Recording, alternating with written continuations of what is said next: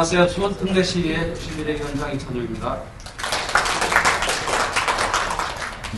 오늘 탄소중립 그린도시 토론회에 함께해 주신 구색동 지역 주민 여러분들 함께해 주셔서 감사드리고요.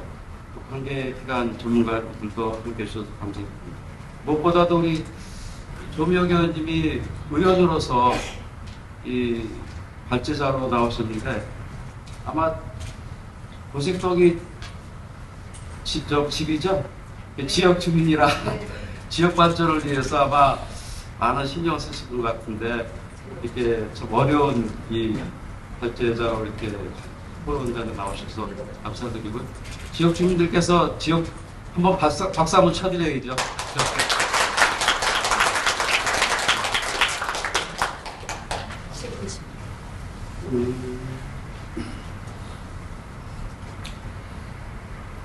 수원시는 2022년도 환경부 공모에 선정돼서 고색동을 중심으로 탄소중립 그린도시 사업을 진행하고 있습니다. 태양광 보급 탄소 수원 확대 같은 다양한 사업들이죠. 우리는 특히 의미가 큽니다. 60명의 주민 실천단이 구성됐고 12개의 리뷰넷 활동이 본격적으로 시작됐습니다. 사회 전환 사업으로 400억 아니 중에 아마 10억 2천만 원이 아마 그러니까 도시재단하고 시정연구원에서 지역 주민들과 함께 사용하기로 되어 있는 것 같습니다. 리빙넷 주민실천단 운영 포럼 사업 모니터링 등 해서 올해 아마 10억을 사용하기로 되어 있는 것 같고 단장님 맞죠? 네, 맞습니다. 네, 내년에 9억 2천 정도를 아마 사용하는 것 같습니다. 여러분들께서 많은 관심 가지고서 어떻게 사용하고 있는지 또 어떻게 사용할 것인지 직접 관여도 좀 해서 고색동 이번에 큰 사업을 하는데 좀 뭔가 이렇게 수원에서 좀 이렇게 선도적으로 이렇게 이끌어가는 이 사업이라 생각하고 최선을 다해 주시기 바랍니다. 아무리 좋은 정책도 주민 여러분들께서 함께하지 않으면 소용이 없는 것입니다. 시민 여러분 리빙넷을 통해서 일상 속 탄소 감축 방안을 찾고 그 변화를 직접 체감해 주시기 바랍니다. 주민분들의 참여가 도시의 미래를 만드는 힘입니다. 오늘 나온 의견들이 수원형 탄소 중립 그린도시 밑그림이 될 수 있도록 도시미래위원회에서도 끝까지 함께하겠습니다. 안녕하십니까. 도시미래위원회 조미옥 의원입니다. 반갑습니다. 네, 오늘 지속가능한 탄소 중립 그린도시 조성을 위한 토론회에 함께해 주신 우리 이찬용 위원장님, 또 시정연구원장님, 또 발제자님 모두 감사드리고 그리고 무엇보다 수원의 내일 또 지구를 지키기 위해서 이 자리에 함께해 주신 우리 시민 여러분들께 진심으로 감사를 드리겠습니다. 이 탄소 중립이라는 말이 조금은 굉장히 무겁고 어렵게 느껴질 수도 있습니다. 그렇지만 이 문제는 먼 훗날의 이야기가 아니라 바로 오늘 이 도시를 살아가는 우리들의 문제이고 내일 또 이 지구를 살아갈 우리 어린 아이들에게 아이들을 위한 어쩌면 절박한 약속일 수 있는 것 같습니다.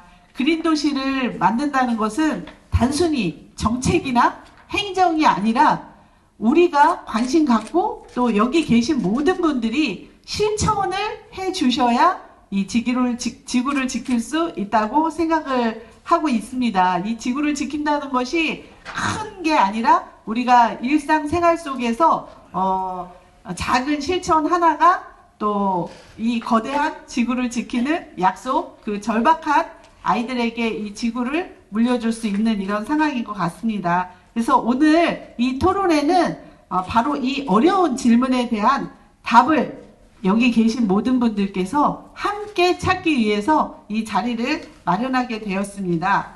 어떻게 하면 우리 시민 여러분께서 여기 또 관계 공직자분들도 계신데 우리 공직자분들도 또 시민의 한 일원으로서 이 여정에 함께 어떤 방법으로 동참하실지 어떻게 하면 우리의 지혜를 하나로 모을지 그 실질적인 방안을 함께 찾아가는 자리라고 생각을 하겠습니다. 특히 이 탄소 중립 또 마을살이에 굉장히 대한민국에서 활동을 많이 하시는 우리 김소영 이사장님의 소중한 발제가 있습니다.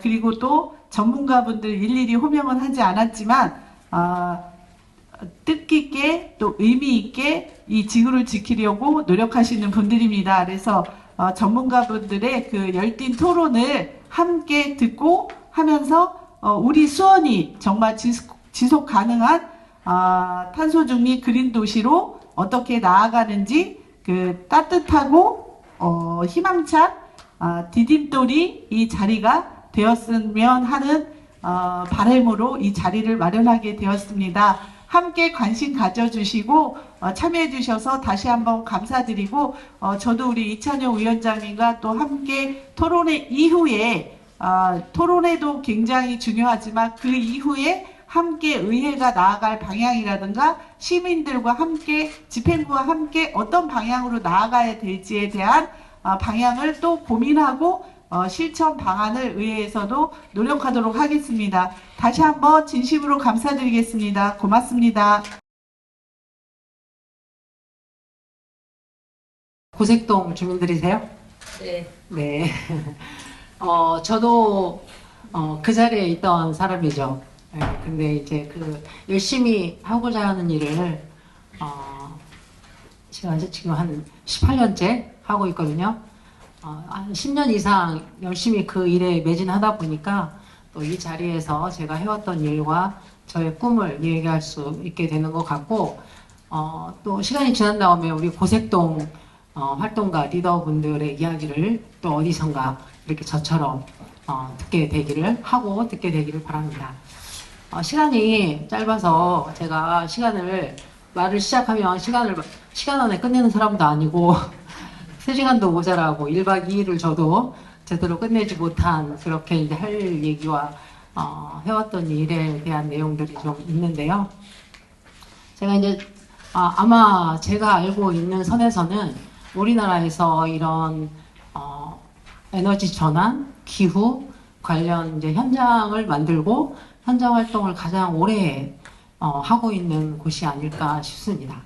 혹시 이제 저도 이제 그동안 이런 기후 위기 활동을 한 15년째 하고 있고 이제 2011년 후쿠시마 원전 사고 나기 이전에는 이제 마을에서 주민 주도로 도서관 만들기 운동 그런 걸 하다가 이제 2011년 3월 후쿠시마 원전 사고를 계기로 왜 이렇게 위험한 에너지를 쓰고 있을까? 그리고 왜 이렇게 석탄 발전소나 이런 화석 에너지로 인한 기후위기 문제가 이렇게 올 수밖에 없었을까? 그리고 이제 아까 원장님 말씀하신 대로 앞으로 우리 아이들의 미래 그리고 그들이 살아갈 세상은 정말 안전한가? 이런 것들에 대한 궁금증과 두려움으로 이 일을 계속하고 있습니다. 저희가 여러분들도 그렇지만 가장 중요한 건 지구적 생각, 지역적 실천 어디서나 누구나 이런 얘기는 쉽게 듣고 봐왔던 건데 가장 하기 힘든 일인 것 같습니다.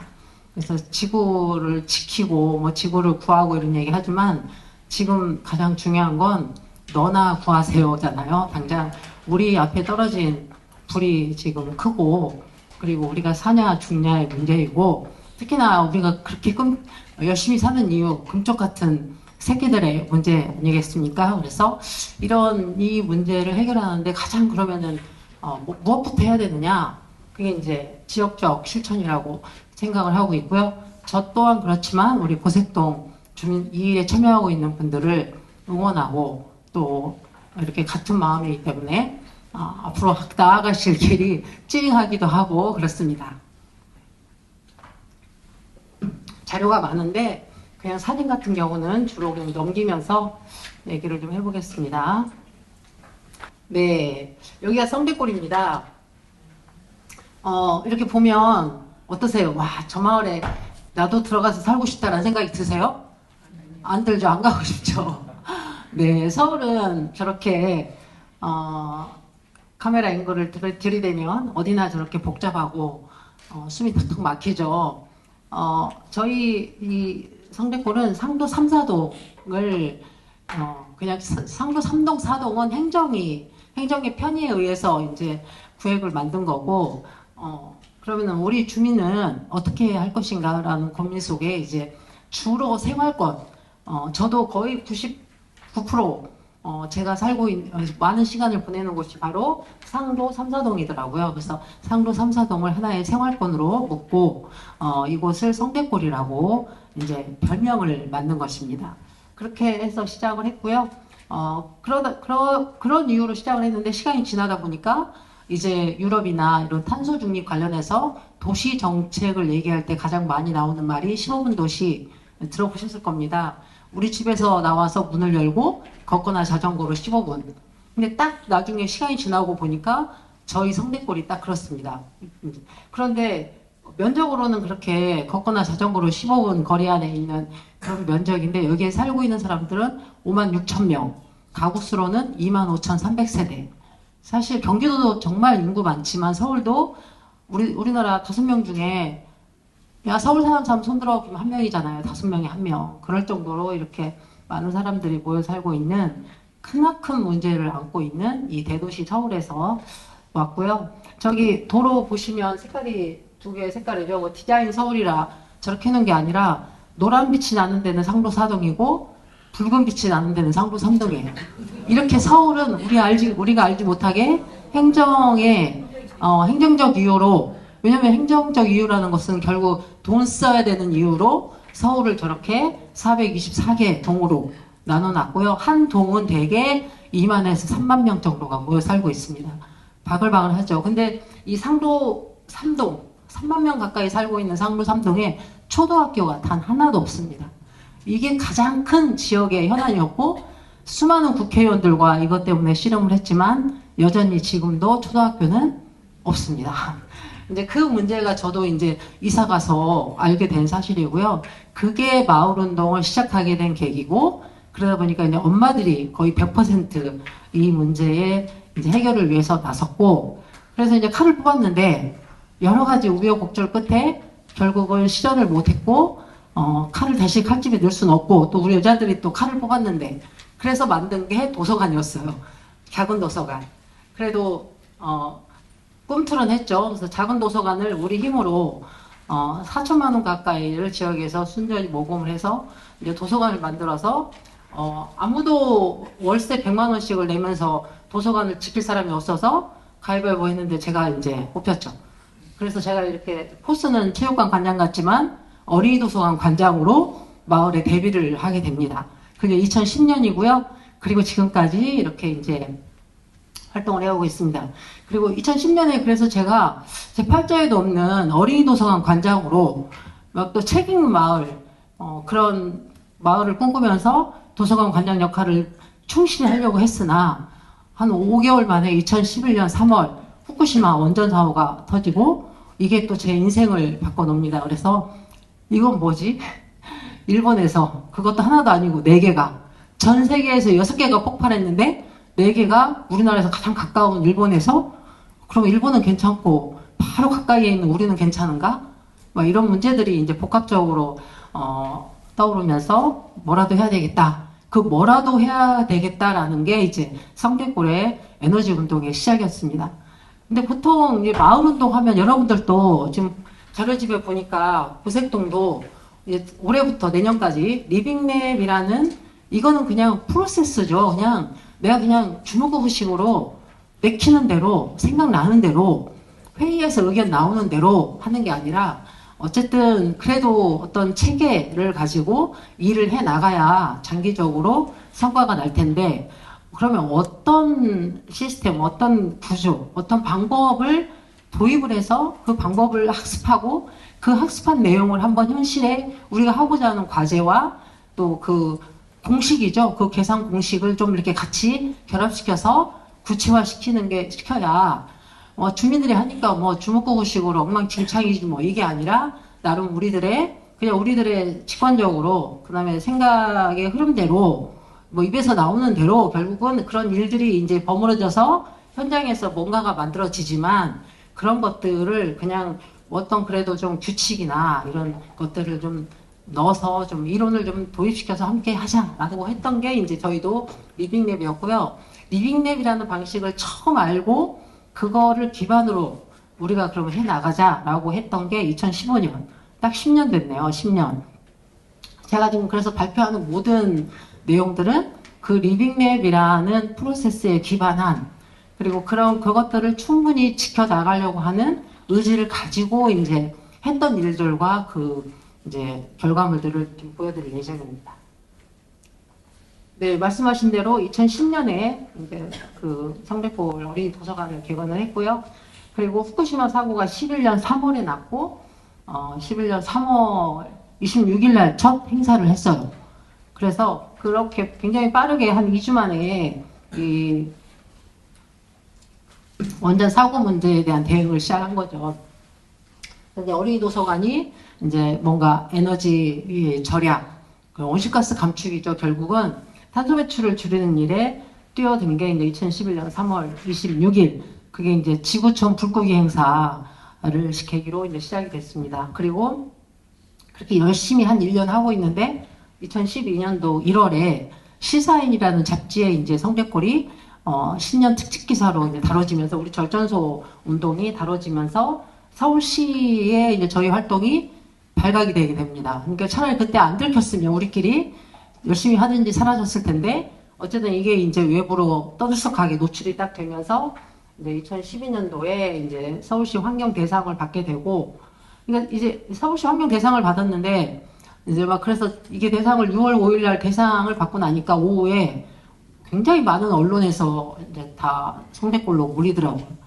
근데 성백골 절전소라고 하니까 무슨 발전소처럼 실체가 있는 것 같은데 도서관 벽에 그냥 한 70가구의 전년도, 이번 연도 전기 사용 현황을 계속 이제 그래프로 모니터하면서 이제 뭐 개똥이네, 소똥이네 이런 친구들, 이런 집들이 어떻게 전기를 쓰고 있는지 더 쓰는지 덜 쓰는지를 다 막대 그래프로 그려서 그리고 그냥 지역에 있는 상가들을 다 벽에다가 이 지금 전체 스크린만한 벽에다 다 붙여가지고 이제 일산 칼국수, 안경점, 뭐 미장원부터 그런 데를 전부 전기 사용량을 모니터하고 있는 그 판 자체가 그냥 대상을 받은 거예요.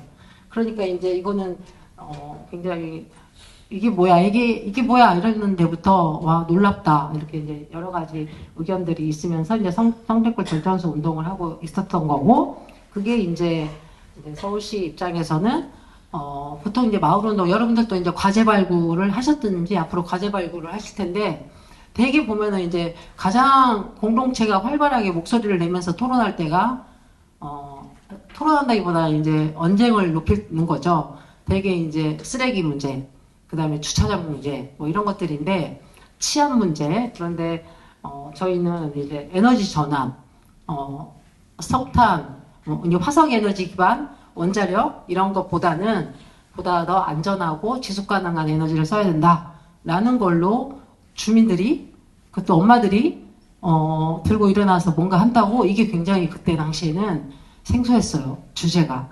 그래서 이제 그렇게 시작을 해서 절전소 운동을 정말 나름대로 떠들썩하게 하고 있었거든요. 저희가 막 봉고차로 선관위에 잡혀가고 그랬으니까요.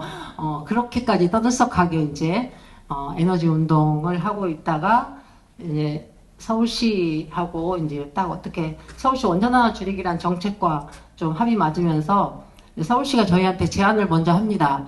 이 에너지 커뮤니티 이런 게 가능하다는 것을 성백골을 통해서 좀 느꼈으니까 이렇게 이제 이런 시작을 좀 더 서울에 좀 확대하면서 좀 더 다듬어서 좋은 결실을 좀 맺었으면 좋겠다. 서울시가 이제 서울시민 1000만 서울시민이 에너지 절약으로 원자력 발전소 그러니까 이때 왜 원전이 자꾸 등장하냐면 후쿠시마 사고가 났기 때문에 그 충격으로 이게 정책에도 어쨌든 원자력 발전소를 좀 더 안전성을 강화해야 되겠다라는 것도 있지만 이게 좀 더 오래 쓰고 있는 오래된 원전은 끄고 이제 그러려면 그만큼 에너지 절약을 해야겠다라는 취지로 이제 그렇게 정책 이름을 정하면서 서울 시민이 원자력 발전소 하나를 끄자. 그러면 그 정도만큼을 절약하자. 엄청난 양이었거든요. 그걸 아끼자라는 정책이 있었고 그걸 어떻게 펼쳐나갈까. 지금 수원시처럼 이걸 그러면 어떻게 구체적인 이게 데이터가 딱 있는 거잖아요. 2기가와트. 딱 그러면 2기가를 어떻게 줄이지? 라는 게 이제 서울시청 공무원들의 머리를 복잡하게 하고 있을 때 이제 성대골이 딱 절전 운동을 하고 있으니 이건 완전히 뭐 너무나 정확하게 코드가 맞는 거죠. 그래서 이제 서울시가 그 뒤로는 모든 부서가 성대골을 찾아오기 시작을 했습니다. 제가 업무를 볼 수 없을 만큼. 왜냐면 사례가 없으니까. 그래서 이제 그렇게 이제 서울시가 이제 제안을 했어요. 뭔가 에너지 커뮤니티를 좀 확산시켜보자. 그래서 성대골을 시범지역으로 선포하게 해다오. 그러는데 우리는 그거는 안 된다. 뭐 이걸 그렇게 연루되고 싶지 않다. 해서 이제 옥신각신 하다가 반년이 흘렀고 이제 9월 달에 그러면 서울시 에너지 자립 마을을 만들기. 에너지 자립 마을 만들기라는 사업이 서울시가 먼저 이제 사업명으로 나온 거고요. 그걸 해보자 해서 이제 저희가 시범 지역을 수락을 하게 됩니다. 좋다 그러면 시범 지역으로 선정을 하고 에너지 자립 마을을 확산시켜 보자라고 했고요. 대신 시범 지역으로 선정하는 조건으로 저희가 3,300만 원을 요구했습니다. 이 정도 사업비를 주면 시범 지역으로 우리가 지정을 받겠다. 그때 당시 서울시는 이제 1,000만 원씩 10개의 에너지 자립 마을을 만들려고 했는데 이제 계산이 틀려진 거죠. 성대골이 갑자기 3,000을 달라고 하니까. 근데 저희가 3,000이 필요했던 이유는 견적서를 받아보니까 그 정도 돈이 있으면 성대골의 마을학교라는 40평 되는 공간을 이렇게 이제 난방이 들어오지 않는 40평 되는 공간을 화석에너지를 사용하지 않고 마을학교로 만들고 싶었어요.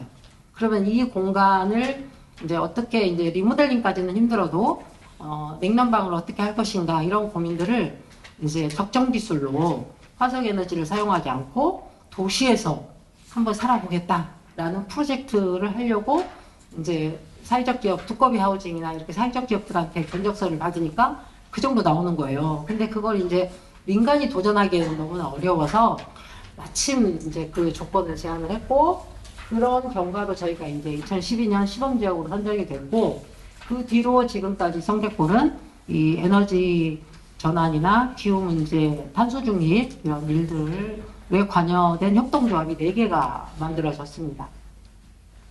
그리고 이제 성대골은 하나가 더 넘어간 것 같은데요. 성대골의 제일 중요한, 지금 현재 중요한 키워드는 에너지 전환, 생태적 경제, 지역 순환 경제 이렇게 3가지가 중요한 키워드로 어쨌든 이 에너지 전환을 어떻게 할 것이냐 아까 절전소는 얘기 들으셨던데 이렇게 에너지 절약 일단 전기 에너지를 아끼는 게 가장 눈에 확실하게 보이니까 그때만 해도 매달 고지서가 집으로 왔거든요.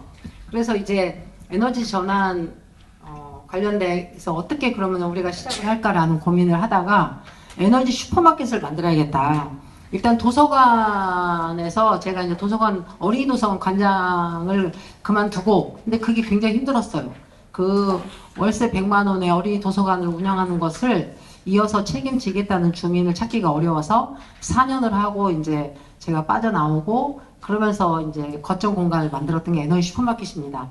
이 지역 아까 말했던 성대골이라는 2개 동 정도의 에너지 운동의 하나의 거점이라고 해서 이제 슈퍼마켓을 만들었고요.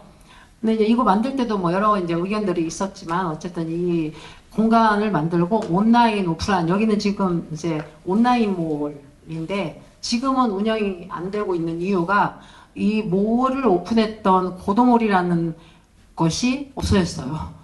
그 없어지면서 이제 새로 이제 뭐 네이버나 이쪽으로 문을 열어야 되는데 그것도 또 쉽지 않아서 어쨌든 운영이 이제 그렇게 해서 좀 멈춰 있는 상태고 근데 이거는 이제 어쨌든 소매업이잖아요. 소매. 어떤 정보와 지식 또는 물품 또는 어떤 제도, 정책 이런 것들을 좀 지역에서 순환시키는 그런 소매 역할을 할 수밖에 없는데 그렇게 이제 힘겹게 하다 보니까 너무나 뭐 어떻게 네트워킹이나 이런 게 좀 어려운 거예요. 모든 정보 수집이나.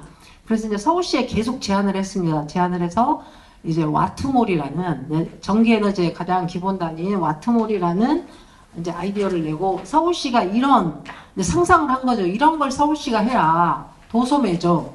그래서 이런 걸 해야 도매가 있어야 지역의 마을 단위로 소매가 돌아갈 텐데 이 소매가 어떻게 그냥 도매부터 이런 모든 역할을 다 이게 찾아내고 하려니 버거우니까 서울시가 좀 해달라 해서 이제 저희가 팝업 스토어를 열었습니다. 와트몰. 그래서 가장 크게는 이제 에너지 전환. 그리고 이제 저희가 뭐 서울에서 풍력 이런 거는 좀 쉽지 않기 때문에 결국은 이제 재생에너지로 접근 가능한 건 태양광밖에 없잖아요. 그래서 이제 태양에너지 쪽, 그 다음에 이제 주택. 아까 이제 고색동도 주거 문제가 있던데 제일 도시에서 이제 어려운 점이 이제 노후화 되어 가는 이런 주택 문제가 있으니까 그런 주택. 그 다음에 이제 결국은 교육이죠, 교육. 그렇게 이제 세 파트로 이제 이 와트몰을 제안을 했고, 이게 2020년에, 20년 7월에 발표됐던 서울특별시 이제 탄소중립, 기본 플랜에 이 와트몰이 결국은 들어가요. 굉장히 오랜 시간 걸렸죠. 그래서 거기에 들어갔는데, 이제, 실체를 아직 보고 있지 못합니다. 그래서 그런 활동들로 이제 시작이 좀 됐고요. 그래서 하나의 성대골의 특징은 어떤 작은 상상, 아까 다음 발제하시는 강은하 토론자님 내용에도 있던데 작은 바람이 불었고 이렇게 바람을 일으키기 시작하면 저희는 그냥 그 바람을 그냥 사라지게 안 합니다. 꼭 정책으로 보내고야만은 그때까지 지속적으로 하는 그런 좀 기질, 그게 이제 지속성인 것 같은데 그러려고 노력을 합니다. 그 첫 번째 사례고요. 네. 그리고 이제, 가장 이제, 이런 것들은 제가 얼마 전에 또 번역을 좀 하라고 그래가지고 어렵게 해놨는데 또 다시 바꾸려니까 또 그래서 그냥 집어넣고요. 네. 그래서 이제 저희가 이제 리빙랩을 하는데 가장 또 여러분들한테 얘기를 하고 싶은 건 지금도 살짝 느껴지겠지만, 저 사람들 좀 기가 세네? 그래서 성대골하고 활동을 해봤던 행정이라든지 연구소라든지 이런 이제 협업을 했던 기업이라든지 이런 사람들의 공통점은 성대골의 활동가들이 너무 세다 이런 얘기를 하는데 그 말을 다시 얘기하면 무척 자발적이다. 그리고 적극적이고 그리고 이제 끈기와 오기가 있다라는 말로 저는 좋게 이제 해석을 하려고 하는데 저희가 가장 고집을 부렸던 건 어떤 프로젝트가 와도 지금도 이제 여러분들이 하려고 하는 그런 이제 사업에 보니까 26년도까지 제한되어 있더라고요. 26년도. 근데 그렇게 해서 끝나는 일이 아니거든요. 그렇게 해서 사회 문제가 해결될 것 같으면 무슨 걱정이 있겠어요. 그리고 여러분들도 기왕 내가 문제라고 생각했던 걸 해결해보고자 하고 나섰는데 해결되는 것을 안 보고 내가 포기하고 접는다? 이것도 또 말이 안 되는 거죠. 그러니까 저희가 이제 이 리빙랩을 시작하면서 2015년에 처음 리빙랩을 접하고 1년을 저희는 학습 과정을 거쳤어요. 여러 가지 이제 그때 당시에 이제 서울시에서 한 2천만 원 정도 비영리 민간단체한테 지원하는 사업이 있는데 그때 이제 성대골 에너지 전환 리빙랩 프로젝트라고 제안서를 어쨌든 뭐 어떻게 해가지고 이제 냈어요.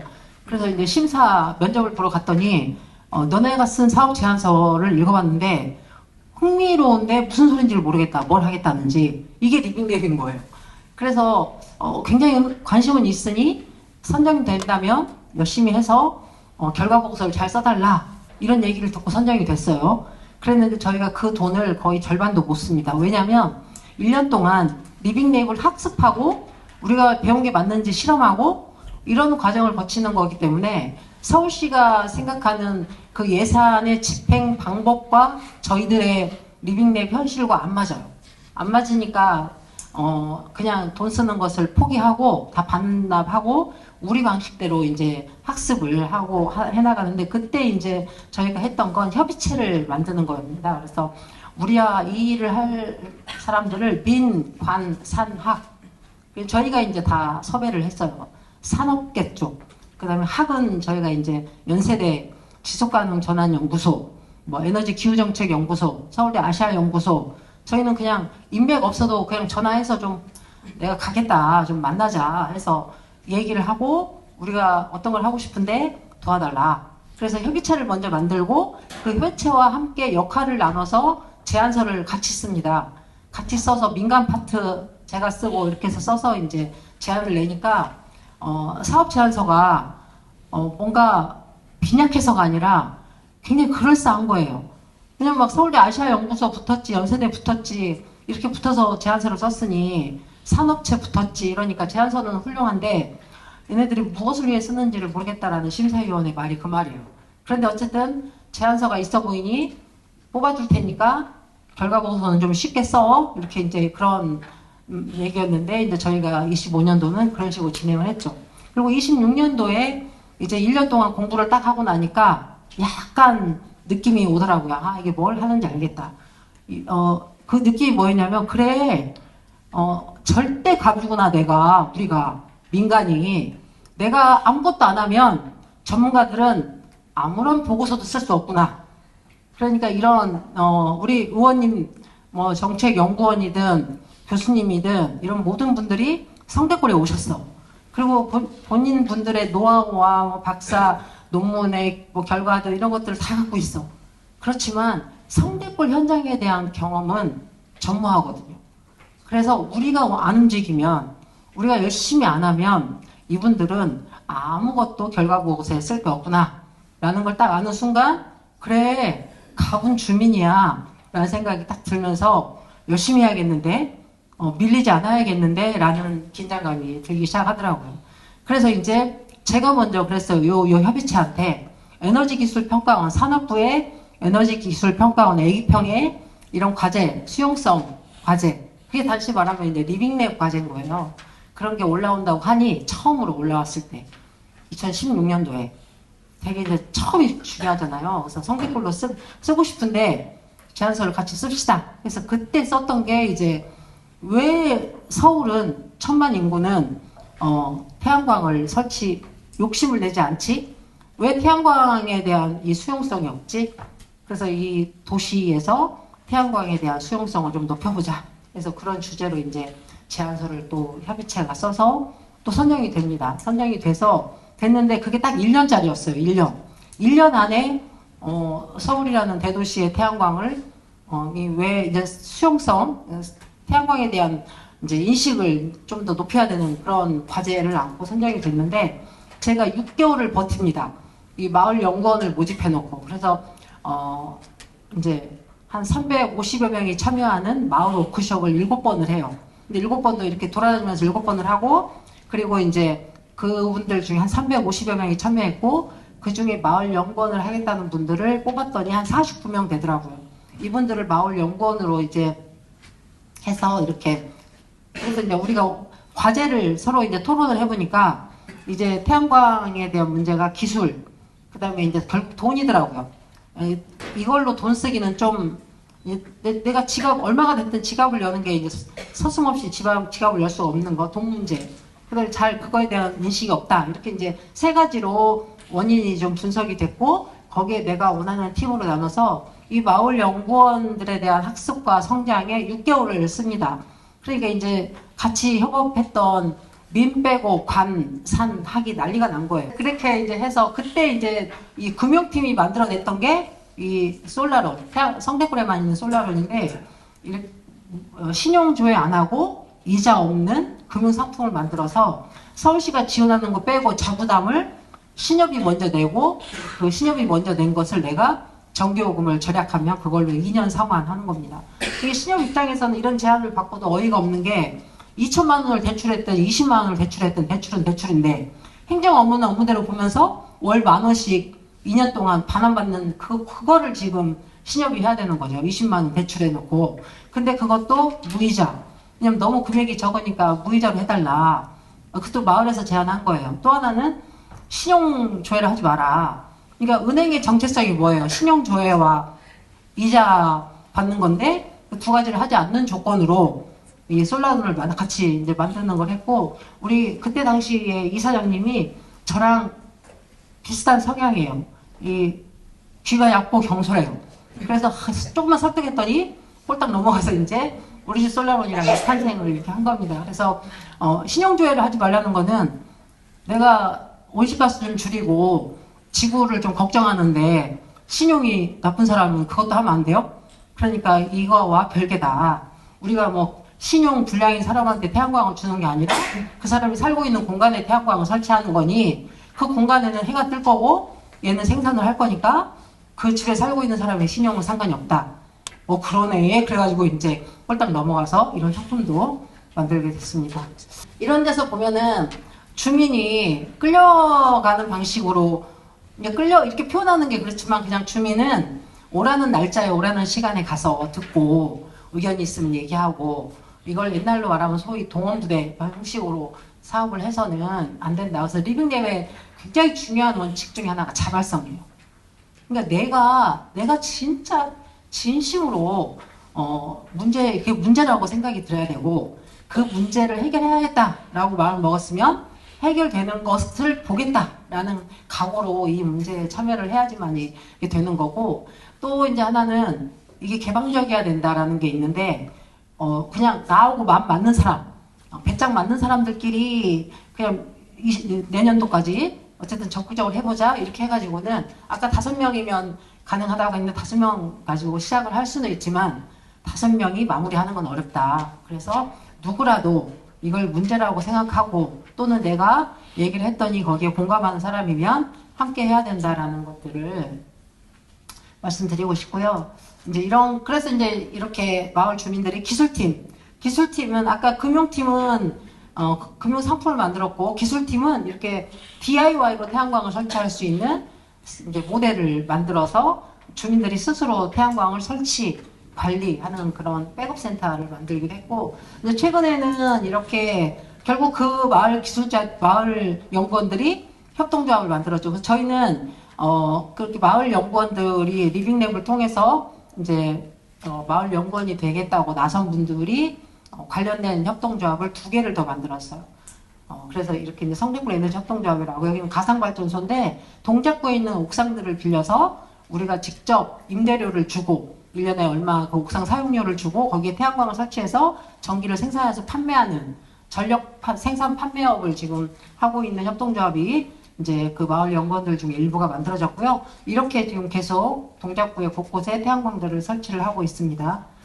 네. 그리고 이제 2번째로 만들어졌던 협동조합이 이제 우리 집 그린케어라고 집수리. 그래서 이 집을 그냥 집수리를 하는 게 아니라 에너지 효율을 높여서 집을 고치는 그런 곳들을 좀 만들었고요.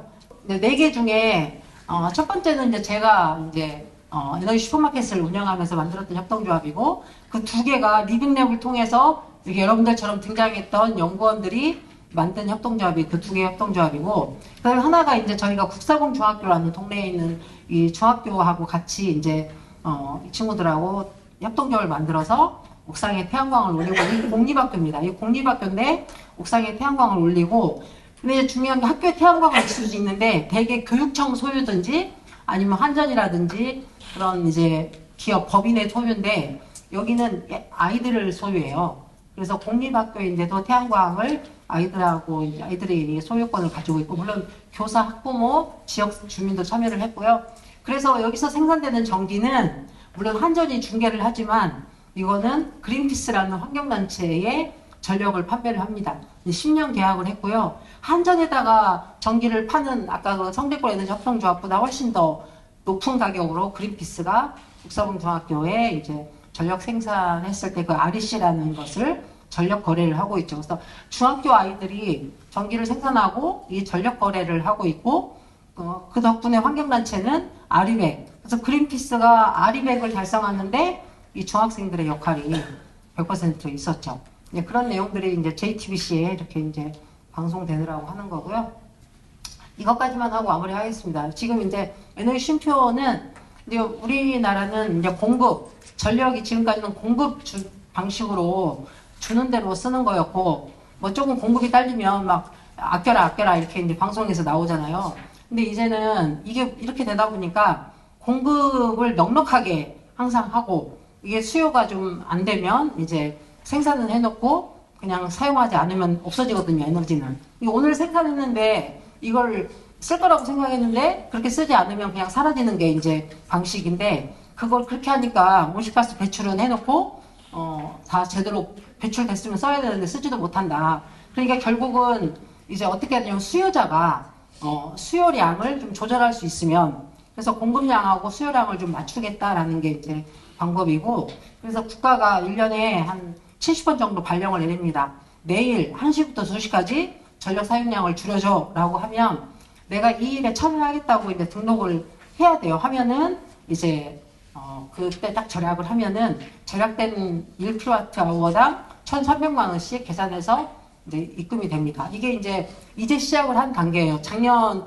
11월 20일경에 전국에 스마트 계량기가 다 깔리면서 요즘에는 검침원들이 안 다니잖아요.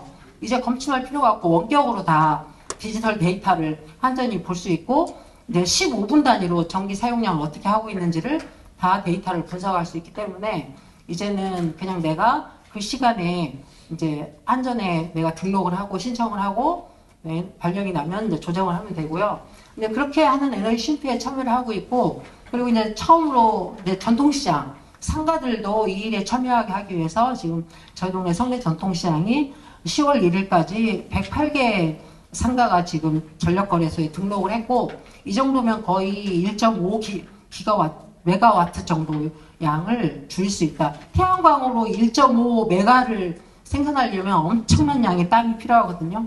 근데 여기는 이제 절약만으로 그런 효과를 좀 내고 있고, 이게 한전이랑 그걸 중개하는 이제 회사랑 같이 이제 저희가 계약을 한 겁니다. 그래서 지금 한 150개 상가를 등록시키는 게 목표고, 그다음에 이제 일반 가정집도 계속 등록을 해서 이 수요 시장을 좀 만들고, 그럼 이제 이런 수익들이 우선 이제 개인으로 치자면 얼마 안 되지만 그래도 보통 보면은 한 번 발령에 참여하면 3, 4천 원 정도가 통장에 입금이 되더라고요.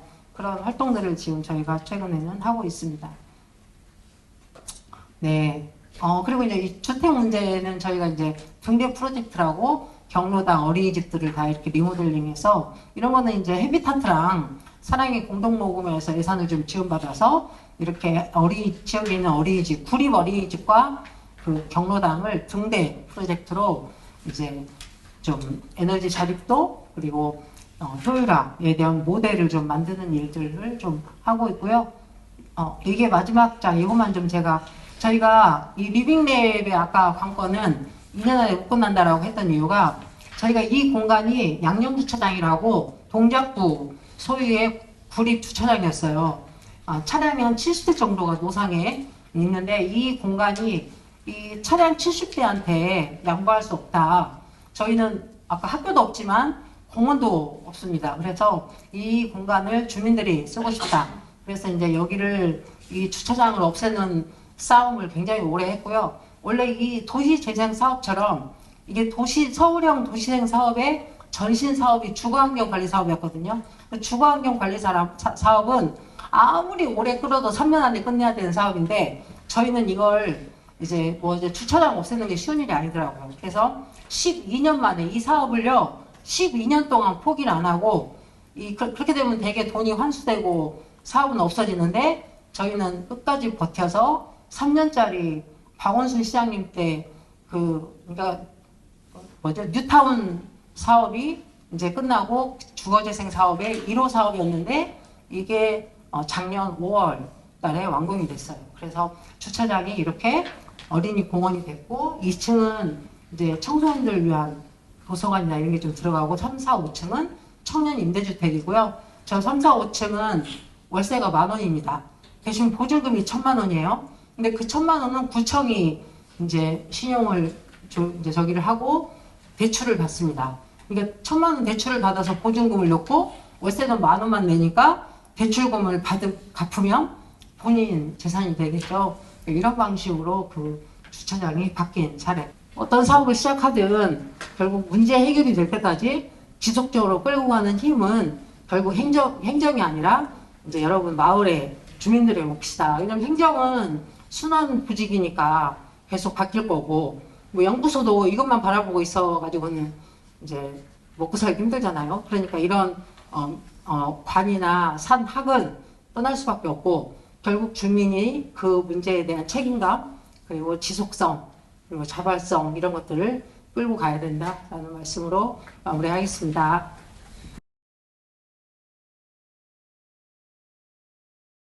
오늘 토론회 자장을 맡은 도시미래위원회 조미영 의원입니다. 반갑습니다.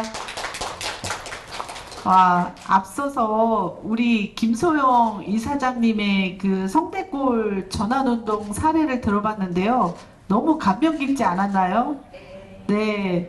우리가 많이 반성도 하고 또 방향과 속도 모두 중요하다는 말씀이 그 현장의 절실함을 느끼게 되는 것 같습니다. 여기에 참여해주신 우리 많은 분들 계시지만 특별히 앞으로 방향과 속도를 어떻게 우리 마을에 적용할지 고민을 하면서 함께 들어주시면 더 좋을 것 같습니다.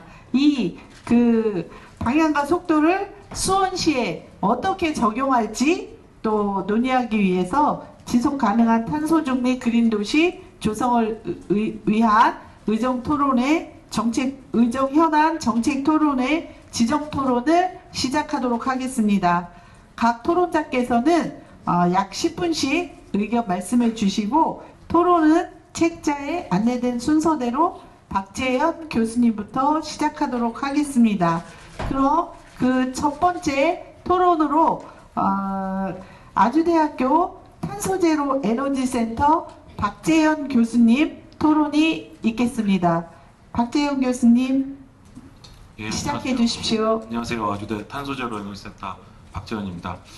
오랜만에 수원시에 왔는데 반가운 분들이 많이 계셔서 제가 이거 자료를 내달라고 지난주에 연락을 받고 수요일까지 자료였는데 정말 그냥 쓰던 자료 냈었어요. 근데 정책 토론을 검색해 보니 저는 이제 고색동보다는 평동이란 말이 굉장히 조금 친근감이 가는데 제가 사실은 평동 분들이 많이 오시는 것 같고 시민분들이 많이 오시는 것 같아서 금요일날 부랴부랴 다시 또 조금 더 생각을 해서 조금 더 현실적이고 좀 시민분들께 도움이 될 만한 방향을 자료를 조금 수정을 했고요. 오늘 아침에 오면서 이런 정책 토론회가 있는데 어떻게 첫 인사말을 하면 좋을까 하고 챗GPT에 물어봤더니 몇 가지 안을 주더라고요. 뭐 청중 유도형, 좀 정책형 이런 게 있는데 제가 선택한 글귀는 수원시는 제가 2022년부터 이런 토론회나 그 다음에 이런 걸 많이 참석했는데 사실은 그때까지는 이제 거의 시 주도, 그 다음에 과 주도, 각 행정 주도로 이렇게 이루어졌는데 오늘 이렇게 어떻게 보면 시민 주도로 점점 내려오는 걸 보면서 사실 수원시가 조금 더 탄소 중립에 대해서 실질적인 시민 참여형으로 바뀌어가고 있다라는 게 정말 느껴지는 것 같습니다. 그래서 제가 오늘 말씀드릴 것은 수원시 탄소 중립 그린 도시와 관련된 사업인데요. 사실 수원시는 굉장히 많이 다른 지자체에 비해서 탄소 중립에 대해서 정책적으로 많이 앞서 나가고 있습니다. 그래서 2050 탄소 중립 기본 계획이 있고 그 다음에 수원형 그린 뉴딜을 추진하고 있는데 수원 그린 뉴딜 안에 6가지 사업이 있고 그 6가지 사업에 환경부 공모 사업인 탄소 중립 그린 도시 사업, 그리고 친환경 교통 인프라 구축 사업, 그리고 에너지 효율 극대화 신재생 에너지 도입 사업, 도시 녹화 생태계 보전 사업, 그리고 그 외에 2가지 사업해서 근데 구체적인 실질적인 사업은 환경부 공모 사업이었던 그린 도시 사업이 이끌어 나간다고 하는 게 이제 수원시에서 진행하고 있는 2가지 굵직한 사업이라고 설명드릴 수 있을 것 같고요. 이 수원시 탄소 중립 그린 도시의 사업 목표는 명확합니다. 2018년 대비 2030년까지 온실가스 배출량을 40% 감축하겠다. 그럼 어떻게 감축할 거냐? 그것도 이제 세부적으로 나와 있는데요. 5개 사업으로 크게 분리해 놨습니다. 첫 번째는 이제 에너지 전환 사업, 그 다음에 흡수원 확대, 그리고 자원순환 촉진, 기후변화 적응, 사회전환 프로그램입니다. 근데 구체적인 사업들에 대한 세부 내용은 이미 많은 이제 탄소 중립 그린 도시 사업 설명회를 통해서 아실 거라고 생각하고요. 각 사업을 통해서 이루고자 하는 구체적인 목표가 있습니다. 구체적인 목표는 에너지 사업을 통해서 이제 전체 사업을 통해서 2018년 대비 2030년까지 그린 도시 사업을 통해서 55,433톤의 온실가스 감축하겠다라는 내용이고요. 그 중에 에너지 전환을 사업을 통해서 7,783, 그 다음에 흡수원 확대, 자원순환 촉진, 기후변화 적응을 통해서 이렇게 이제 감축을 하겠다는 얘기고, 가장 중요한 이제 사회전환 프로그램을 통해서 43,546톤을 감축할 예정인데 이게 전체 이 그린도시 사업을 통해서 추진하는 감축하는 퍼센트로 따지면 80% 가까이 됩니다. 그럼 이 사회전환 사업에 대해서 구체적으로 보면 시민 리빙랩 참여가 있고요. 그다음에 탄소중립 교육 포럼이 있고 시민 참여 축제 등이 있습니다. 결국은 그린도시 수원시 그린도시 사업의 핵심은 결국은 얼마나 시민들이 참여하셔서 그다음에 실질적인 효과를 내느냐, 이게 사실은 이 그린도시 사업의 성과라고 저는 좀 주장을 하고 싶습니다. 그러면 이 결국은 시민들이 참여 핵심인데 시민들의 참여 사업을 어떻게 이끌어낼 것이냐라는 문제에 있어서 해외 사례들을 보면 결국은 해외와 국내 사례를 보면 확실한 거는 금융 인센티브를 지급하는 게 가장 확실하다는 국내 사례가 있고요. 또 해외에서도 마찬가지입니다. 그다음에 가장 중요한 게 결국은 시민 참여를 유도하고 적극적인 참여를 통해서 탄소 중립과 그다음에 실천 방안을 마련하는 게 어떻게 보면 이 탄소 중립 그린 도시의 온실가스 감축량 목표를 달성하는 가장 큰 사업 계획이 아닌가 싶고요. 이 사업 계획을 원활하게 달성하기 위해서는 시민들한테 확실한 참여 유도를 하고 그 참여 유도를 통한 온실가스 절감, 감축에 대한 명확한 데이터를 확보해야 되는데 그러기 위해서 시민들한테 어떻게 하면 참여를 많이 유도할 수 있냐라는 국내외 사례를 보면 가장 이제 오래된 게 이제 서울시 에코마일리죠. 서울시 에코마일리지는 이제 시민들에게 주는 금융 인센티브라고 할 수 있는데 에코마일리지는 타깃이 명확합니다. 뭐 보조금이라고 할 수도 있지만 세금을 낼 수가 있습니다. 에코마일리지를 통해서. 그래서 타겟팅이 명확하고 그 다음에 또 하나가 이제 에코마일리지가 좋았던 이유는 투명하게 데이터가 공개됩니다. 본인이 올리는 것만큼 본인이 썼던 만큼을 통해서 에너지 절감한 거, 온실가스 감축한 거를 통해서 마일리지를 받기 때문에 정확한 데이터를 기반으로 정확한 보상을 얻을 수 있는 거죠. 그럼 수원은 정확한 보상을 기반으로 정확한 데이터를 기반으로 보상해 줄 수 있는 그런 방안은 없을까라는 생각을 조금 해봤는데요. 사실 시민들의 참여를 유도하기 위해서는 저는 조금 더 실질적이고 명확한 마일리지나 포인트가 제한돼야 된다고 생각하거든요. 그러기 위해서 제가 생각한 방법 중에 하나는 일단은 저도 오늘 아침에 AI를 많이 썼지만 AI를 통해서 대한민국 사람들 1인당 하루에 41분 정도가 챗GPT를 사용한다고 합니다.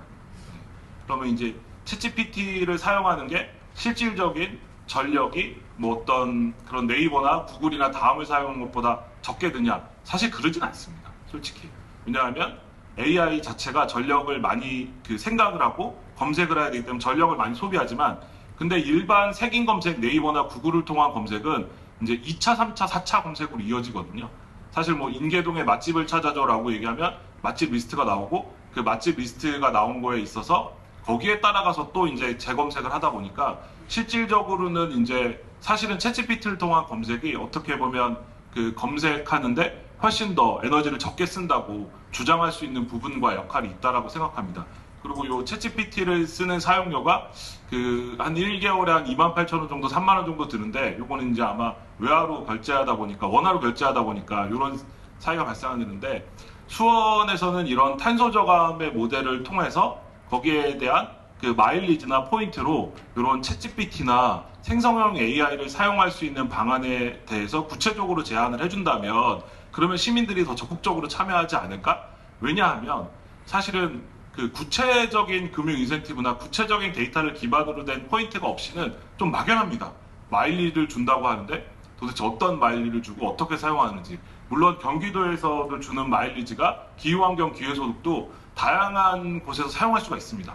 근데 사실은 시민들이 적극적으로 사용하기에는 굉장히 좀 불편함이 있을 수 있습니다. 왜냐하면 이게 다 이 IT, 이 모바일 기기에 익숙하지가 않으시잖아요, 사실은.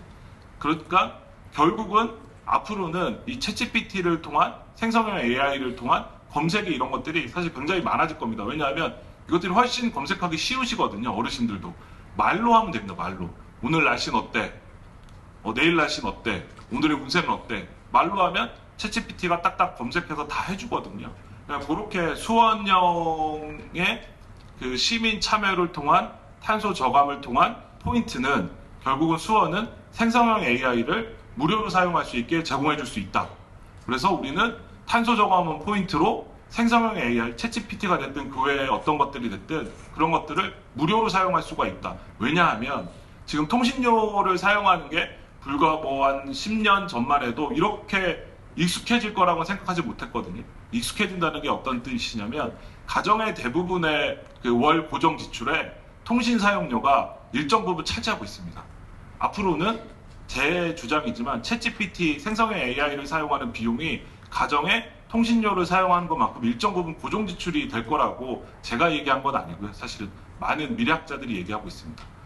그렇게 될 것이라고 판단이 된다면 수원의 탄소 중립을 통한 시민들의 적극 참여를 유도해야 되고 그런 포인트를 실질적으로 사용할 수 있는 건 물론 지역 경제의 발전이 될 수 있는 그런 지역 포인트나 그런 걸 수도 있겠지만 보다 더 효율적인 거는 수원형 생성형 AI를 활용할 수 있는 그런 비용을 포인트를 통해서 제공한다라고 명확하게 이렇게 한 꼭지를 잡아 넣는 거죠. 그게 어떻게 보면 일정에 사용할 수 있는 적극적으로 참여를 유도할 수 있는 하나의 예라고 저는 좀 말씀드리고 싶습니다. 왜 그러냐면 실질적으로 그 그린도시 사업이나 아니면 제가 하고 있는 우리 집 탄소 모니터링도 그렇지만 명확하게 이 포인트를 어떻게 사용하겠다고 하는 포인트에 대한 마일리지에 대한 사용 방식이나 사용 방법에 대한 제안은 아직 안 하고 있거든요. 근데 그린도시의 어떤 성공을 위해서는 시민들의 적극적인 참여가 필요하다는 거죠. 그렇지만 이제는 선의에 기대서 더 이상 선의에 기대서 시민들한테 탄소 중립을 유도하고 에너지를 효율적으로 사용하기를 바라는 거는 너무 이제는 조금 현 시대와 조금 동떨어진 얘기라는 거죠. 그래서 서울시는 적극적으로 에코마일리지를 했고 에코마일리지에 대한 사용처를 명확히 기입함으로써 그래서 아직까지 에코마일리지가 굉장히 잘 사용되고 있고 서울 시민들의 적극적인 참여를 유도했다라고 저는 생각하거든요. 그러면 수원의 탄소 중립 그린 도시를 통한 시민들의 참여를 유도할 수 있는 그런 적극적인 마일리지나 포인트는 어떤 것이냐, 그거를 이제는 조금 저희가 생각해보고 뭐 추상적인 얘기, 그 다음에 너무 뭐 화려한 얘기, 좋은 얘기보다는 명확하게 시민들한테 필요한 포인트를 우린 이렇게 해서 제공할 수 있어 라는 제안의 방향성을 조금 제시하면 좋을 것 같다는 생각이 듭니다. 그렇게 됐을 때 아까 말씀드렸듯이 그 수원 탄소중립 그린 도시를 통해서 이 사업을 통해서 55,433톤을 감축해야 되는데 그 중에 상당 부분을 차지하는 그 사회전환 프로그램, 특히 시민들의 참여를 통한 이런 프로그램에 대한 그 탄소 저감이 실질적인 시민들의 참여를 유도할 수 있고 그 시민들의 참여를 유도할 수 있는 가장 좋은 방법으로 명확하고 쓸모 있는 그런 포인트와 마일리지 제도를 적극 제한할 필요가 있고 정책적으로 반영할 필요가 있다고 생각합니다. 앞으로 이 사업이 진행되면서 지금 계속 진행되고 있지만 이제 사회전환 프로그램이 적극적으로 여기 계신 시민들한테 다가갈 겁니다. 그러면서 시민들한테 노력을 요구할 거고 어떻게 보면 희생일 수 있고 어떻게 보면 조금 힘든 일일 수도 있는데 예전에 제가 항상 했던 말이 AI 아니라 AI 할아버지가 나와도 시민들이 그 노력하지 않으면 탄소 중립을 이룰 수 없다라고 항상 말씀드렸는데 요즘에 드는 생각은 AI가 조금의 탄소 중립은 도움이 줄 것 같습니다. 그렇지만 시민들이 노력하거나 시민들이 참여하지 않고 시민들이 희생하지 않으면 결국은 수치로 그 다음에 데이터로 이렇게 보여지는 적극적인 탄소 중립은 어려울 수 있다고 판단이 됩니다. 앞으로 좀 명확한 포인트와 명확한 마일리지에 대한 제공을 좀 시에 요구하셨으면 좋겠고 그걸 바탕으로 보다 더 어떤 시민들한테 적극적인 탄소 중립에 대한 대응과 행동이 왔을 때 조금 더 적극적으로 그 다음에 같이 그렇게 할 수 있었으면 좋겠습니다. 이상입니다. 네, 박재현 교수님 말씀 들으니까 와닿는 게 있으시죠? 네, 박재현 교수님께서 2018년부터 2030년까지 온실가스 감축량이 40%이다. 그 중에 가장 중요한 프로그램이 사회전환 프로그램이 그 중에 80%를 차지한다. 그 핵심은 적극적 시민 참여이다. 그러나 언제까지 행정이 선의의 그 시민들에 의존하기보다는 탄소 저감을 한 시민들한테는 그 명확한 지역 포인트 또 챗 GPT AI를 활용한 그 무료로 사용할 수 있는 그런 권한을 요구해서 시민의 또 권한을 확보하고 지구도 지키는 이런 방법을 말씀해 주셨습니다. 우리 수원시에서도 또 의회에서도 이 부분 적극 검토하도록 한번 해봐야 할 것 같습니다. 우리 또 여기 너무 진중하게 많이 듣고 계신데 이런 방안들을 또 제안하고 해셔야 할 분들이 좀 많이 또 생각해 주시기 바랍니다. 다음은 우리 수원 그린 트러스트 이득현 이사장님의 토론이 있는데 정말 수원시에서 가장 나무를 많이 심으신 분이라고 해도 과언이 아니고 지금 앞으로 그 시민 참여 역할에 가장 주도적인 역할을 해주셔야 될 분인 것 같습니다. 이사장님의 토론이 있겠습니다. 네, 감사합니다. 수원 그린 트러스트 이득현입니다. 좋은 자리에 초대해 주셔서 우리 조미혁 위원님 너무 감사드립니다.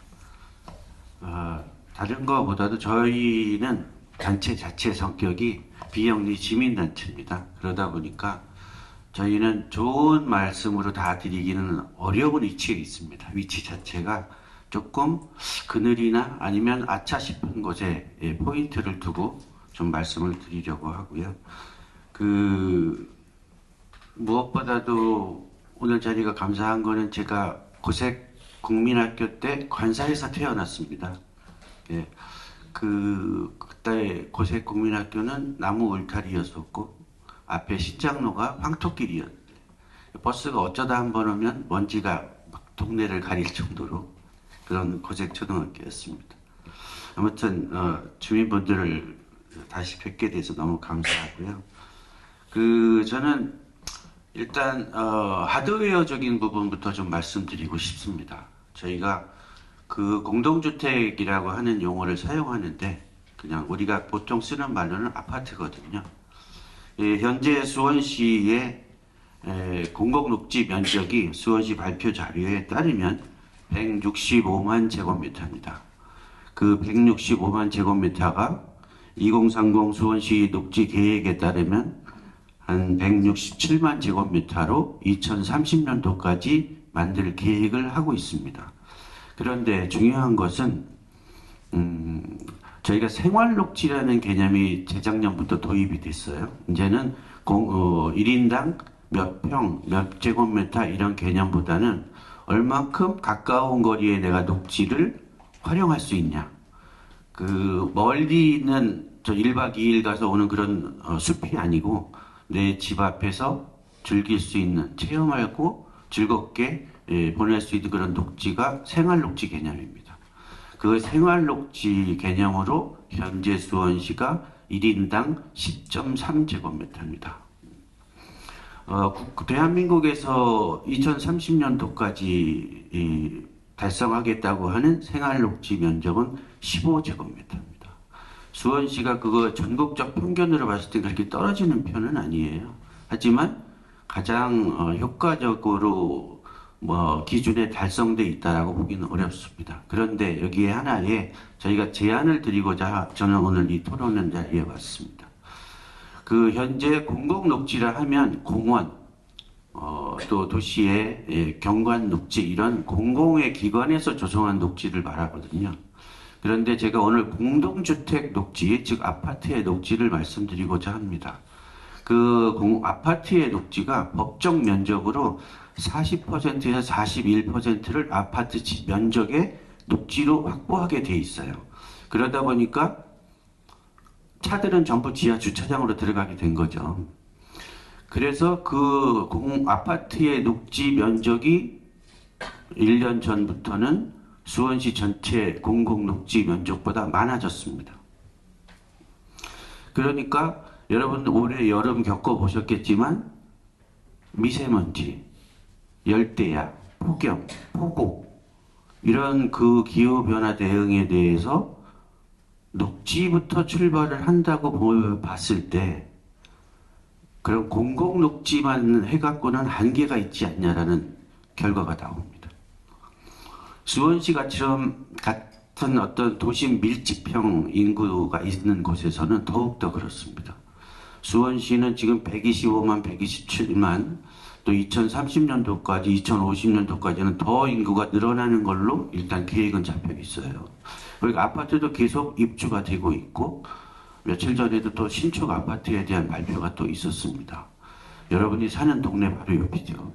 그런데 그러한 인구 대비에 비해서 평균당 면적 대비로 따져보면 굉장히 밀집해서 살고 있는 거거든요. 그런 걸 비추어 봤을 때 아파트의 녹지도 당연히 공공성을 띄어야 된다. 앞으로는. 그러면 아마 1인당 면적도 훨씬 늘어날 거고 또 관리에 개개인의 사비가 들어가지 않고 공공의 지원을 받을 수도 있습니다. 또 한 가지 중요한 이유는 여러분도 검색해 보시면 금방 자료를 보실 수 있는데 그 아파트의 녹지 관리를 위해서 1년에 농약을 몇 번 칠까요? 아시는 분이 거의 없죠. 공개된 자료도 없습니다. 그것이 경기연구원에 이미 연구된 자료가 있습니다. 발표 자료가 있고 과연 그런 농약이 제초제가 사용됐을 때 몇 층까지 타고 올라갈까요? 그리고 또 한 가지 그 농약을 제초제를 쳤을 때 우리 몸에 들어오면 얼마간 기간 있다가 빠져나갈까요? 이런 고민들을 현실적으로 하고 있습니다. 그런데 중요한 것은 이것을 전문적으로 관리할 관리 전문가가 없다는 것입니다. 실례로 저희가 한일타운에 있는 30년 넘었죠. 한일타운 아파트. 한일타운 아파트에 있는 30년생 나무의 가치를 전문가 나무의사분을 모시고 가서 여쭤봤습니다. 이게 과연 값어치가 얼마나 될까요? 얼마였을까요? 맞춰보세요, 한 분. 저 깜짝 놀랐습니다. 빵원입니다, 빵. 그래서 왜 30년 된 나무인데 왜 가격이 없습니까? 했더니 이 나무는 조경수로서의 값어치가 없습니다 하시더라고요. 관리를 그냥 건축 자재, 폐자재처럼 관리를 해와서 그렇습니다. 만약에 근데 거꾸로 생각해서 30년 동안 녹지 관리를 열심히 했다면 그 나무가 아마 그 아파트의 가격을 올려놓을 수도 있었을 겁니다. 그런 측면에서도 한번 생각을 해봐 주셔야 되는 거고요.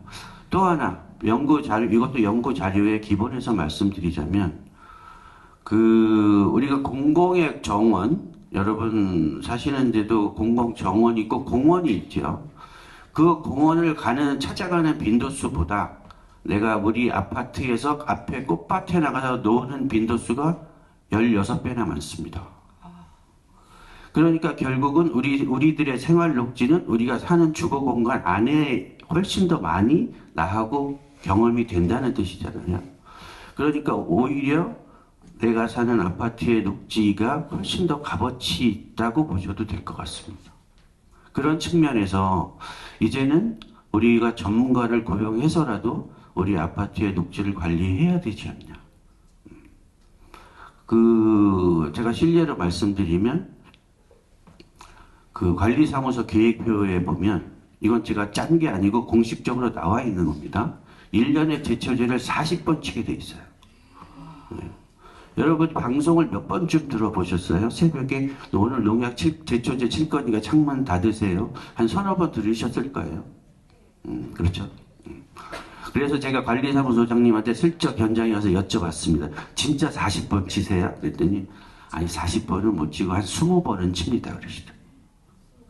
그러니까 그것이 이 잔류성 농약 때문에 우리 귀여운 강아지가 다친 일도 있어요. 그 잎을 빨아서. 근데 그걸 우리 어린이나 어르신들이 접촉을 했을 때는 어떤 결과가 나올지 이미 결과가 나와 있습니다. 연구 자료에.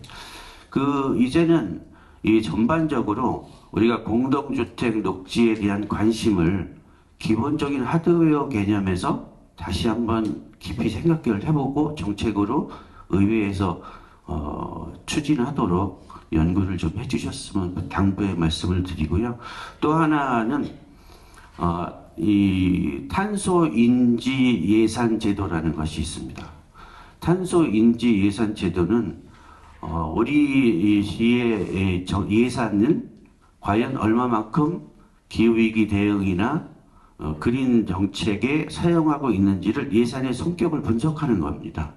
그래서 그 도시의 탄소 기후위기 대응이 얼마만큼 되고 있는지, 결국은 정책이나 예산의 방향이 도시의 그린의 그 위상을 알려주거든요. 그래서 그런 부분에 있어서 탄소 인지 예산 제도를 시의회가 선도해서 수원시 행정에 반영이 되도록 노력해 주시기를 당부드리면서 발표를 마치겠습니다. 감사합니다. 이득현 이사장님 감사합니다. 수원시 전체 녹지의 그 50% 이상이 공동주택 녹지라는 사실을 지적해 주시고 또 이곳에 그 관리 사각지대에 놓여 있다는 점을 정말 날카롭게 비판해 주셨습니다.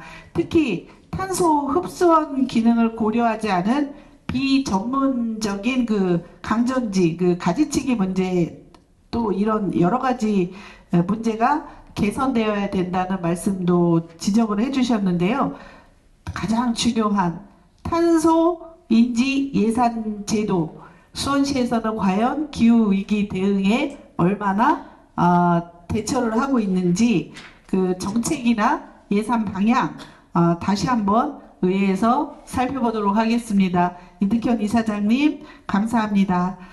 이어서 수원시 탄소중립지원센터 강은하 센터장님의 토론이 있도록 하겠습니다.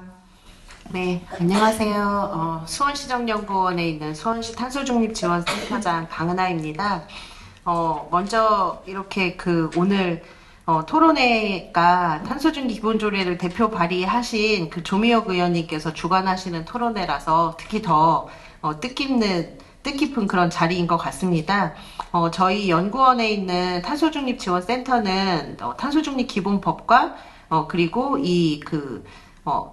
발의해 주신 탄소중립 기본조례에 의거해서 제1차 수원시 탄소중립 녹색성장 기본계획을 수립을 했고요.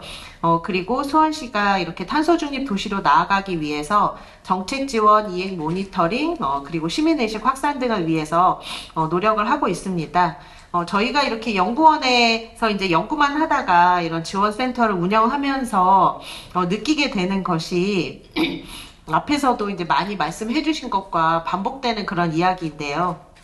누구 한 사람의 노력으로는 탄소중립을 달성할 수 없고, 그리고 지역이 발벗고 나서야 된다. 이제 시민의 참여와 관심이 필수적이다. 라는 그런 내용인데요. 이제 그런 것들이 어떻게 구현되는지가 이 탄소중립 그린도시 사업이라고 생각을 할 수 있을 것 같습니다. 그래서 그 앞에서 이제 발제를 해주신 성대골 에너지 전환 마을의 사례를 이제 보시면 주민이 주도하는 그런 다양한 리빙랩 사업들, 이런 것들에 대해서 이제 소개를 해주셨는데요. 저도 들으면서 이제 많이 느끼고 배우게 되는 것이 주민이 그러면 어떤 원동력을 가지고 참여하게 되는지, 그리고 주민이 이러한 사업에 참여하게 되는 동기는 과연 무엇인지에 대해서 들을 수 있었고요. 제가 느끼는 바는 이런 어떤 성취, 그 제목에도 이제 스몰 윈스라고 이제 작은 성취라고, 작은 승리라고 이렇게 그 해석을 할 수가 있는데요. 이런 주민분들이 느끼는 그런 작은 승리, 성취의 경험, 이런 것들이 이제 쌓일 때 이런 지속적인 그런 참여와 실천이 가능하다라고 이해를 할 수가 있었습니다. 그래서 이제 제가 또한 그 인상 깊게 이렇게 봤던 그런 내용은 성대골 전환 사례에서 이제 보시면 에너지 쉼표를 통한 참여 보상금을 제공하는 것이 이런 지역 주민들에게 흥미와 그리고 이제 초기의 참여를 유도하는 것으로 생각을 할 수 있을 것 같습니다. 또한 어린이집이나 경로당에서 이제 에너지 효율화 사업을 하는 것, 이런 것들은 이제 사업 자체뿐만 아니라 그 공공 공간에서 주는 홍보 역할로도 의미가 이제 중요하게 있을 것 같고요. 하지만 이제 이런 초기 참여, 흥미, 유발, 이런 거에서 이제 넘어가서 지속적으로 이제 사업이 지속화되는 것이 가장 중요하고 그렇다고 이제 말씀을 해 주셨는데요. 저는 그렇게 생각해 볼 때 이 자생력을 기르기 위해서는 이제 성대골 사례에서 이제 이제 발표 자료를 보고 이제 제가 좀 이렇게 미리 공부해본 바로 의하면 이제 도시마을 기술 네트워크, 이제 마을 기술 학교, 마을 기술 나눔 학교 이런 것들을 운영하는 것이 이런 지속화할 수 있는 그런 자생력을 기르기 위해서 중요한 그런 사업이 된 것 같다고 생각을 합니다. 왜냐하면 이렇게 지역 주민이 이제 수혜자에서 그냥 일반적인 어떤 수혜자 뭔가를 이렇게 받는 그런 그 입장에서 공급자로 전환되는 그런 것이 굉장히 중요한 전환점이라고 생각을 하고요. 이렇게 될 때 좀 더 주도적인 역할을 할 수 있을 것이라고 생각을 하고요. 또한 그러한 그 지속적이고 주도적인 역할을 할 수 있는 그런 공간 마련도 중요하다라고 생각을 합니다. 그래서 성대골 전환센터와 같은 이런 그 물리적인 구심점 역할을 하는 공간도 필요하다라고 생각을 합니다. 수원시에서도 이런 그 탄소중립 그린도시 내에 이런 다양한 사업들이 있습니다. 그래서 그 탄소중립 리더들이신 주민실천단을 운영해서 기후변화 탄소중립에 관심이 없었던 사람들을 관심의 공간으로 이끌어내는 역할을 하는 분들이 계시고요. 그리고 이제 다양한 시민주도 리빙랩 프로젝트를 운영을 하고 있고 기술 리빙랩을 통해서 대상지에 실험해 보는 것들도 하고 있습니다. 그리고 어린이집과 같은 공공건물의 에너지 효율화, 그린 리모델링 사업, 그리고 공공공간을 대상으로 하는 태양광 발전시설을 설치하는 이런 다양한 사업도 하고 있고, 앞서도 이제 중복돼서 이제 소개되는 내용인 것 같기는 하지만, 친환경 교통수단으로서의 전환을 위해서 자전거 도로나 PM 스테이션 확충, 그리고 학교 수비나 띠녹지 조성, 이렇게 흡수원 확대, 하는 그런, 사업들도 이제 계획하고, 또 재활용품 분리배출 시스템을 스마트화해서 하는, 이런 사업들도 이제 다양하게 이제 추진을 하고 있습니다. 이런 물리적인 사업들을 이제 행정에서 주도적으로 이렇게 조성을 하고 있고, 그렇다면 이러한, 조성된 이런 물리적인 인프라들을 주민들이 누구나가 쉽게 이용하고 참여할 수 있도록 프로그램을 운영하는 것이 이제 가장 중요하다고 생각을 하고요. 이를 위해서 이제 실천단지 운영되고, 그리고 거점 공간이 될 수 있는 활동 공간의 운영도 중요하다고 생각을 합니다.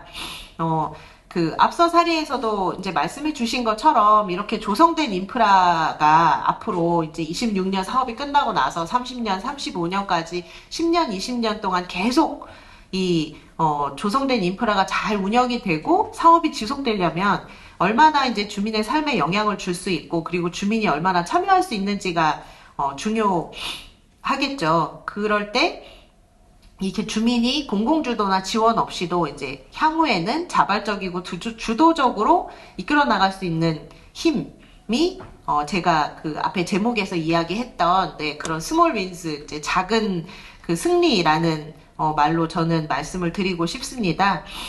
이제 사회과학자 이론도 제가 찾아봤는데요. 이제 로컬 거버넌스 과정 이론에서 보면 이런 그 주민주도의 실천을 위한 원동력으로 제시되고 있는 것이 면대면 대화, 신뢰 구축, 과정에 대한 몰입, 공동 목표 확립, 작은 승리 이런 것들이 이제 있다고 합니다. 이럴 때 이제 주민들하고 지속적인 대화와 신뢰를 구축하는 것뿐만 아니라 이렇게 작은 그런 경험, 승리 이런 것들이 이제 쌓이게 되면 주도적으로 참여한다라고 하는 것이고요. 그렇게 생각하면 이 그린도시 사업에서의 작은 승리를 어떤 것으로 볼 수 있는가라고 생각을 해보면 먼저 가장 소극적으로는 인센티브를 지급하는 것을 생각할 수 있을 것 같습니다. 하지만 이제 이게 뭔가 장기화되고 지속화될 수 있는 그런 주민들의 원동력으로는 좀 한계가 있지 않나라고 생각을 합니다. 그래서 보다 적극적으로는 이제 주민이 주도하는 리빙내 사업, 이런 것들이 이제 기획하고 이런 것들이 이루어질 때 거기에서, 이런 성공을 이제 느끼게 될 수 있을 것 같고요. 그리고 실천단의 이제 리더십 활동들이 될 수 있을 것 같습니다. 그래서 이제 그린도시 사업에서는 이제 사회전환 사업이라는 이름으로 주민들의 상수중립 실천 활동을 지원하고 인센티브를 지급하도록 계획을 하고 있습니다. 그래서 초기에는 이렇게 주민의 참여와 관심을 이끌어내는 작업이 필요하고, 이를 통해서 이제 성취감이 쌓이면 주도적인 실천이 가능할 것입니다. 그래서 이렇게 그 주민의 실천을 보다 쉽게 유도하기 위한 이런 다양한 도구들을 이제 계획을 하고 있고 그것 중에 중요한 부분 하나가 이제 플랫폼이라는 그런 온라인 공간을 구성해서 그 안에서 자유롭고 재미있게 이루어지도록 계획하고 있는 것들이 있습니다. 그래서 앞으로 제가 생각하는 이런 그린 도시의 성공을 위해서는 인프라를 구축하는 것은 이제 시작이다라고 생각을 할 수 있을 것 같습니다. 그래서 10년, 20년 이런 사업이 지속적으로 진행이 되려면 로컬 거버넌스가 계속되어야 할 것이고요. 그렇게 하기 위해서는 이제 아까 성대골 사례에서 말씀해 주신 것처럼 뭐 1, 2년 내에 끝날 수 있는 것이 아니다. 그래서 장기간의 시간과 경험이 쌓여야 할 것입니다. 그것을 위해서는 이제 너무 급하지 않게 하나하나 진행하고, 그리고 계속적인 이런 관심과, 이런 참여가 필요할 것으로 보입니다. 네, 감사합니다. 네, 강은하 센터장님 감사합니다. 주민들의 참여를 이끌어내는 로컬 거버넌스의 중요성을 말씀해 주셨습니다. 특히 인센티브나 리빙넷 같은 작은 승리가 쌓여야 한다는 점, 그리고 성대골 사례처럼 또 학계의 연관성 학교랑 연계할 필요성도 중요하고 사업의 지속성 또 자생력이 중요하다는 말씀은 저희들이 꼭 새겨드려야 할 지점인 것 같습니다. 수고하셨습니다. 마지막으로 수원시 그린도시 추진단 장진욱 단장님 토론이 있겠습니다. 네, 안녕하십니까. 수원시 그린도시 추진단장 장진우입니다. 조미혁 위원장님하고는 도시환경위원장님 때부터 해서 지금 한 8년 넘게 지금 인연을 이어가고 있고요. 아까 김소영 이사장님 말씀하신 것처럼 좀 이력을 좀 짚어보면 2012년도에 재개발 지역 쪽에 대한 출구 전략이 나오게 됩니다. 그로부터 이제 2013년도에 주거환경 관리 사업이라는 게 생겼고요. 수원시에서도 그 당시 1호로4구역 매산동이라는 수원역 주변에 있는 지역에 대해서 주거환경 관리 사업을 진행했습니다. 그리고 해제되거나 아니면은 좀 주거환경이 열악한 지역을 좀 지속적으로 관리나 아니면 유지하기 위해서 도시재생 사업이라는 게 이제 또 생겼고요. 그때는 이제 국토부에서 주도를 했고요. 그것과 더불어서 수원시에서는 자체적으로 행공동에서 도시재생 사업을 시작을 했습니다. 그리고 이어서 이제 탄소중립 그린도시 사업이 이제 선정됐고요. 그래서 탄소중립 그린도시 사업도 수원시에서 지속적으로 지속한 도시재생 사업과 지금 연계를 지금 시키고 있습니다. 그래서 탄소중립 그린도시 사업 400억 예산하고 그 다음에 수원시에서 시정책사업 100억을 연계시키고 있습니다. 그리고 특히 이 사업지구의 고생력 중심은 예전에 113-8구역, 113-19구역에서 작은 말, 큰 말 재개발 사업지구였고요. 근데 그게 이제 재개발 해제된 지역으로서 도시된 지역으로서 확실하게 관리를 해야 될 사업이기도 하고요. 그 다음에 그 사업지구를 관리하기 위해서 도시 및 주거환경 정비 기금이라는 게 있는데 2012년도부터 정립을 했고요. 원도심 도시재생이라는 사업을 하에 이제 세비타업사라도 이제 집수리 지원 사업도 하고 있지만 원도시 도시재생이라는 목적을 가지고 도시재생 주거환경 기금을 사용하고 있습니다. 그리고 아까 조미혁 위원장님께서 말씀하셨던 아이들 지구지킴이 실질적 방안, 특히 아이들 같은 경우에는 교육적으로는 아이들한테 교육을 한번 시키면 어른들한테 10회 이상 교육시키는 건 훨씬 더 효과가 더 좋다고 합니다. 그래서 얼마 전에 11월 2일 날 개최된 탄소중립 한마당은 초등학생 1, 2학년을 중심으로 한 유아를 이제 타겟팅을 했고요. 그러면서 이제 주변에서 시민들이 좀 연령대와 상관없이 좀 자주 좀 많은 분들이 참여하는 이제 행사가 되었습니다. 그리고 아까 박재현 교수님도 말씀 주셨는데, 박재현 교수님 같은 경우는 환경부에서 이제 7명의 MP, 마스터 플래너라는 그 부분을 가지고 이제 그 어떤 400억 사업에 대한 정책회의라든지 방향성을 다 제시를 하고 있고요. 4분은 환경부에서 이제 보내주신 분이고, 3분은 이제 수원시에서 추천하신 분인데, 박재현 교수님 같은 경우는 수원시에서 추천하신 분이기도 하십니다. 그리고 아까 김소영 이사님께서 말씀하셨던 서울시와 단체가 입장이 다르다고 했는데요. 지금 환경부하고 수원시하고 좀 입장이 좀 상당히 다른 부분이 있고요. 그래서 그런 부분에 대해서는 이제 좀 융화와 조정이 좀 필요하지만 지금 어떤 그 탄소중립 그린도시 사업 자체가 시범도시 사업이기 때문에 좀 한계성은 좀 있습니다. 그리고 아까 박 교수님께서 말씀하셨다시피 정량화된 데이터 부분에 대한 부분을 통합 플랫폼과 지금 연계를 시키려고 지금 하고 있고요. 그런 부분에서 좀 선도적으로 하기 위해서 기술 리빙랩과 주민주도 리빙랩을 지금 실행하고 있습니다. 내년에도 역시 주민주도 리빙랩과 기술주도 리빙랩을 상반기 중으로 공고를 해서 선정할 예정입니다. 그리고 400억 예산 중에서 지금 182억 원 올해 추경까지 해서 의회에서 의결되면 182억이 확보되는 것이고요. 218억 원 내년 이후에 확보될 예산입니다. 지금 국비가 매칭이 182억까지만 지금 된 상태라는 걸 좀 말씀드리고요. 그리고 반가운 소식이 하나 있습니다. 아까 박재현 교수님께서 크게 사업이 5가지라고 했는데 흡수원 조성, 그 다음에 기후위기 대응, 에너지 전환, 자원 순환, 사회전환 사업이 있는데요. 기후위기 적응 부분이 그 분야가 가장 시민들한테 가장 혜택이 좀 많고 좀 불편하지 않은 좀 그런 것으로서 지금 400억 예산에서는 지하차도 지금 진입 자동 차단 시설이 지금 들어가 있고요. 그 다음에 버스 정류장, 그 냉난방이 되는 이제 버스 정리 있죠. CCTV 전개됐고 이제 그런 스마트 정류장이 지금 착공돼서 지금 이제 진행되고 있고요.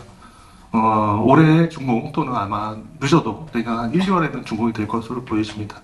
그리고 기후위기 대응 부분에 대해서 얼마 전에 수원시 고생매산 배수분류, 배수분무, 하수정리 사업이 기후환경부에서 중점관리지역으로 선정되면서 토탈 452억 원의 예산이 선정돼서 내년부터 이제 설계가 들어갈 것으로 예상되고요. 그러면 지금 저희가 집중적으로 그 시범도시가 9km, 수원시가 8.38% 되는데요. 그 중에서도 지금 고생역 인근에 저희가 시민체감을 위해서 하고 있는 사업 면적이 36만 제곱미터인데요. 근데 그거보다 좀 더, 그걸 다 포함하는 한 50만 제곱미터 정도의 하수도 부분에 대해서 저희 전면적으로 이제 개량 사업을 실시하면서 해성들라라든지 이런 부분에 대한 침수위기 이런 부분에 대해서 좀 극복할 수 있을 것으로 예상됩니다. 이상입니다. 네, 장진욱 단장님 감사합니다. 고색동 1호에 추진 중인 그 400억 규모의 그린도시 사업의 그 구체적인 계획을 또 말씀해 주셨습니다. 주민 주도형 기술 리빙랩 운영과 인센티브를 지급하는 통합 관제 플랫폼이 오늘 논의된 시민 참여의 그 좋은 해법이 되기를 기원하겠습니다. 이렇게 네 분의 지정 토론을 모두 마쳤는데 발제 내용부터 정책의 방향성, 또 녹지 관리, 거버넌스와 인센티브, 또 그리고 시의 구체적인 그 사업 계획까지 정말 알찬 논의였던 것 같습니다. 맞죠? 오늘 참여해 주셔서 감사드리고요. 오늘 토론회는 정말 지속 가능한 탄소 중립 그린 도시는 결국 시민 참여에 답이 있다는 것을 다시 한번 확인하는 자리였던 것 같습니다. 성대골의 그 성공 사례는 시민 참여가 어떻게 마을을 바꾸는지 또 보여주었고, 박재영 교수님께서 제도의 중요성, 또 구체적 방법, 이득현 이사장님께서는 아파트 녹지라는 구체적 현장, 또 강은호 센터장님은 작은 승리라는 동기부여와, 그리고 장진욱 단장님께서는 리빙랩 플랫폼이라는 시의 계획을 또 말씀해 주셨습니다.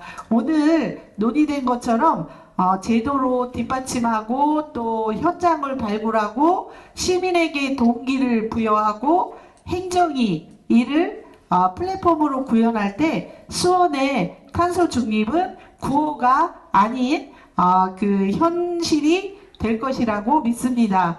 저희 수원시 의회 도시미래위원회에서도 오늘 주신 소중한 의견들을 바탕으로 시민이 주도하는 탄소 중립 정책이 잘 뿌리내릴 수 있도록 최선을 다하겠습니다. 오늘 토론회는 이것으로 마치고, 저는 어렸을 때 이 지구를 지키는 것이 로버트 태권브이라고 믿었었거든요. 근데 앞으로 지구를 지키고 수원을 지켜야 될 분들은 여기 계신 모든 분들이라고 또 생각이 들고 있습니다.